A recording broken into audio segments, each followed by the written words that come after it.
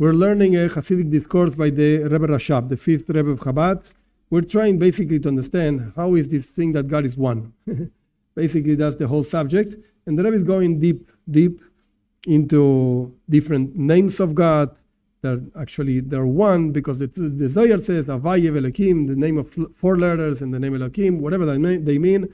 They're one. What do you mean they're one? They're two? Okay.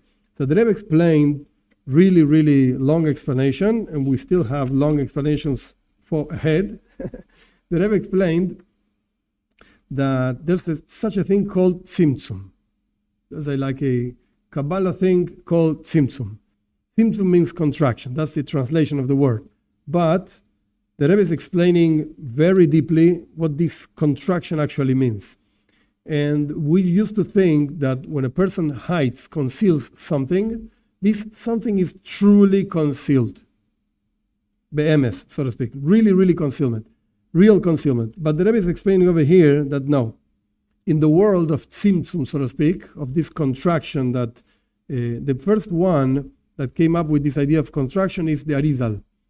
To explain how come that God is one, but we see multiplicity, how come that God doesn't change, but the world changes, there was no world, and then God created the world, but he didn't change. It's a whole philosophical problem, so to speak, that we could repeat the verses so many times. Ani Havai Eloi Shanisi, I'm God, I didn't change. Very nice, but we do see changes. It's like a problem. So he's trying to explain, he actually explains it with this concept of tzimtzum. And the Rebbe brought a few examples. The main example is a teacher and a student. And the teacher gives information to the student. The teacher himself, within himself, makes a tzimtzum, contracts and conceals certain ideas into examples to give to the student. The student gets the example, doesn't get the whole idea just as it is in the mind of the teacher because he can't. It's too small, whatever. But then the last thing we learned is that at 40 years, whatever that means, doesn't really matter because it's not the thing of this discourse. The student actually reaches the same level as the teacher. So we see, let's go back a little bit into this concealment that the teacher teaches in a concealed way, in a short way, so the student understands, etc. But wait a second, where did the student actually get, at the age of 40, whatever that means, the whole thing, the whole concept? If it was not there, so he cannot get it. I don't care how old you are and how long you've been learning the same thing. If the concept is not there, you'll not get it. So we're forced to say that since the student understands at the age of 40, whatever that means, the deep level of the understanding of the teacher, that means that when the teacher taught in the first time, 40 years ago, he taught the whole thing. The whole thing was there, but it was hidden, but it was there. So now the student, through his work and whatever, he gets the whole thing. He really now gets the truth of the thing, so to speak. And this is what the Rebbe is going to explain. And the idea is like this. Even though we explained before that the teacher teaches in a short way, in summary, so to speak,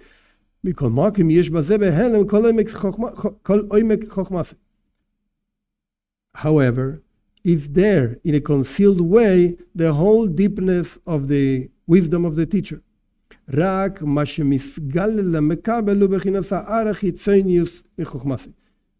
But what is revealed to the receiver is just a reflection, it's an external reflection. He uses 2 words, like both things. It's really a very small part of the real wisdom of the teacher. It is, I know it's not the best example, but I think it's clear to understand. When you see an iceberg, like you see only the tip of the iceberg, well, wait a second. Below the water, it's a huge thing of ice. I only see a tip, a small tip. Yeah, but it's there. Everything is there. It's just concealed. And the essence of his own wisdom, the teacher gives in a concealed way. He gives them, but they're concealed. In the things, the concepts that the teacher shares, and dikdukei teves. It's a very difficult word to translate. Like being very precise in the words and the wording and the order of the wording. The teacher is like an ideal teacher that is teaching in such a way that if you really start scratching, you'll find everything over there. It's amazing. It's a like ideal teacher. Lazois, therefore, the receiver, after he actually received the information, and this information actually sits in his mind, when the student is precise in the concepts that he received, and in the wording, how did my teacher say this? In the letters and the words that he received, and he really makes an effort. He toils on this, according to what he received in a revealed way, like the words, etc. He actually understood it because the teacher is talking the same language the student talks. So very nice. But if you really toil in the words, the student is going to reach the deepness, the innermost part of the intention of the teacher. And the essence of his wisdom, as the wisdom is by the teacher literally. Before the wisdom of the teacher, as it is in the teacher, before the teacher concealed and contracted the ideas to teach. He's going to reach really the source, so to speak, of the ideas. In the same way, and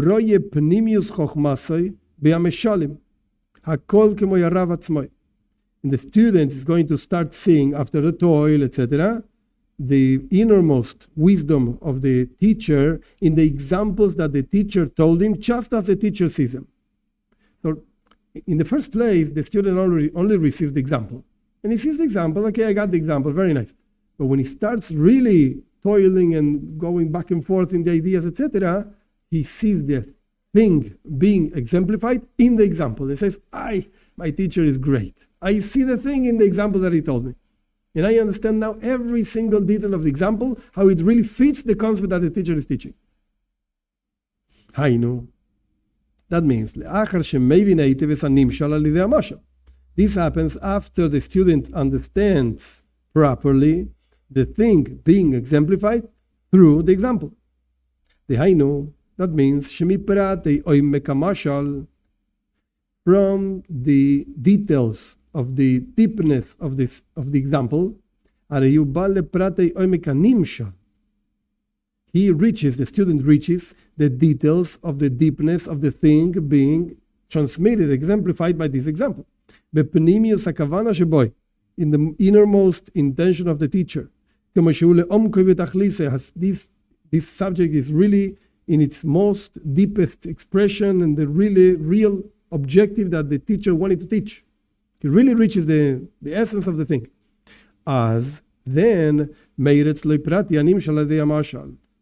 the student shines all the details of the thing being exemplified in the example that the teacher is giving. Like in other discourses, not necessarily in this one, but in other ones, the Rebbe Rashab, this particular Rebbe, goes crazy. Like he gives a whole page, one example, a whole page, and then 5 pages showing you how each part of the example means really something in God, whatever. It's crazy, like amazing. And you see, it's because they teach this each part of the example. And the student really sees and feels the godly thing, literally he feels it. Because after all, this is a tough thing to explain because I don't feel it myself, but whatever, I have to be honest with myself. The teacher over here is trying to teach to the student God. I want to teach you God. Okay, it's a very deep thing. It's not so easy. So the teacher, again, an ideal teacher, really feels it. Can you teach a feeling? The answer is no. It's impossible. Either you feel it or not, but you can't teach a feeling. You can teach to think about something, to appreciate how this thing is good for you or for somebody. So you understand, wow, yeah, this is really good. And you start having your own feeling towards this thing. Or you can teach how this thing is really dangerous for you, really bad for you. So you're going to start developing on yourself, in the student, a feeling of rejecting. I don't want this. This is really bad for me. I understand it. And therefore, as far as I can be from this thing, better. It's really bad for me. You can feel it. But the idea is not that the teacher is transmitting a feeling to the student. Forget it. It's impossible. Either you feel it or you don't. You can transmit ideas. Oh, I can teach you how this is so good, how this is so bad. And you will develop your own feeling. And here the teacher is trying to express, transmit, whatever, the godly, ha'inyan ha'eloki, a godly thing. Forget it, it's impossible.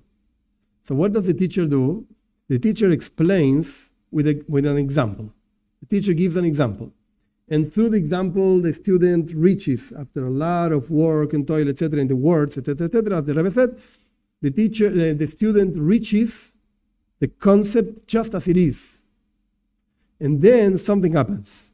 What the Rebbe just said before. Roye umargish, as the student starts seeing and feeling, whatever that means, ha'inyan eloki. Now he says, wow, I feel godliness in this thing.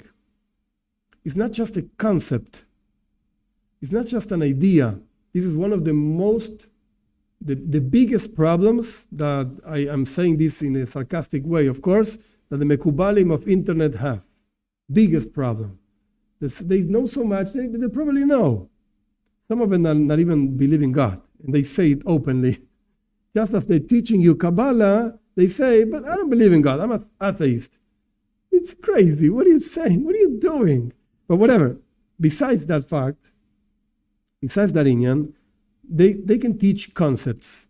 Because after all, either you know it or you don't know it. So let's suppose they know it. It's not the problem with them is not that they don't know it. Anybody can know. Atzilus b'riya yetzira, then comes Asiya, and then this Chochma bina das. Everybody knows these words. They don't mean anything. It's just words. But is there a inyan eloki, like the Rebbe says over here? Is there a godly thing over there? No, it's just words. And I'll tell you more. If you do things with your right hand, that represents chesed, kindness of God, and God is going to be kind with you. And if you do kindness with somebody else, God is going to do kindness with you, and it's going to be infinite light of God shining on your life, and it's going to be kind with you. And what are you thinking? I need money. I want money. I want more money than what I have. I want health. And so I'm going to do things with my right hand, so I'm going to force God to be kind with me, and it's going to cure me from my sickness. And that's Judaism? No, that's not. That's not Judaism. And that's not Kabbalah. That's nothing. That's just you. You want you. That's all you want. You want your own benefit, and you want to be well by yourself. And God, it's your tool to reach that thing that, of course, you can't reach by yourself. I can't print money. Nobody's going to accept it. So I have to receive it from somewhere else. Put God, put my boss. I don't care. I don't really care about God. Just I need the money. Okay. So that's the problem. There's no inyan eloki. There's no godly thing over here. So again, let's go back to the Rebbe. When the teacher teaches the student in a compressed way, in a concealed way, etc., he does it in such a way that the oimek, the deepness of the things are there. And the student has to work, toil, hard work, really. As the Gemara says, Higato matzasa, if you really make the effort, you will find, you will see it. To the point that the student starts seeing not the concepts. Because after all, this is why I'm stressing so much this line. Because after all, the teacher didn't want to teach, let's put it in these words, between quotes, whatever, Kabbalah. You want to teach Kabbalah, so let's learn Kabbalah. What's Kabbalah? It's just words, names, concepts. If you know math, like real deep math, you will know Kabbalah also, and you will find such interesting things. These words up to this much, Kabbalah, Gematria, and you compare this word with this word, and this, all kinds of things connecting, very interesting. What do you have? Nothing. Words, numbers, okay. And some people say that this is going to bring the kindness of God is going to shine upon you. Okay, that sounds nice. Just numbers, letters, words, kindness of God. I just want money. Just give me more money. Kindness of God. You want these words? I'll say these words. You want the other words? I'll say the other words. What difference does it make? I just want money. So the Rebbe is saying, no, that's not the point. The teacher wants to teach God to the student. But it's too much. It's impossible. So how do you do it? So the teacher starts giving a mashal, an example. And through the example, the details of the example, and the student starts toiling on the example, on the words of the teacher, up to when? Roye umargishaz, then student starts seeing and feeling, he starts feeling God. Oh, that's what I wanted. Not the money, not the well-being that this is going to bring to your life and the light that's going to shine upon you. I don't care. Inyan Eloki. I feel connected to God. Oh, that was the point. Venimtza comes out. Sheas mishtave amekabel ela mashpia. Then, when the student really makes the effort, the work, etc., they're really equal. The receiver and the giver are just equal. Gam biyedias v'sagas penimius hakavana. Also, in the knowledge and the grasping of the innermost intention of the teacher, etc. Ella. What's the difference then between the student and the teacher? By the teacher, this is a direct idea. Like he was, again, an ideal teacher. He really knows it. He gets it. And he feels it, etc., etc. It's like a direct information from the teacher. Because he, from the beginning, knows the deepness of the thing being transmitted, God. He knows it, he feels it, etc. And he projects this thing that he feels and knows. And he puts it into a garment, so to speak, of an example. And through this, the teacher himself starts really seeing the thing. He feels it more powerful himself. That's by the teacher. And by the student, the receiver, this is like a light that comes back. What does it mean, a light that comes back? In the beginning, he didn't get it. He just got the words of the teacher, an example. He got the example, but he didn't get the godly thing. He had to work on it. Through the example, you see the teacher, first of all, we mentioned the nimshal, the thing being exemplified. By the student, the first thing is the mashal, the example. The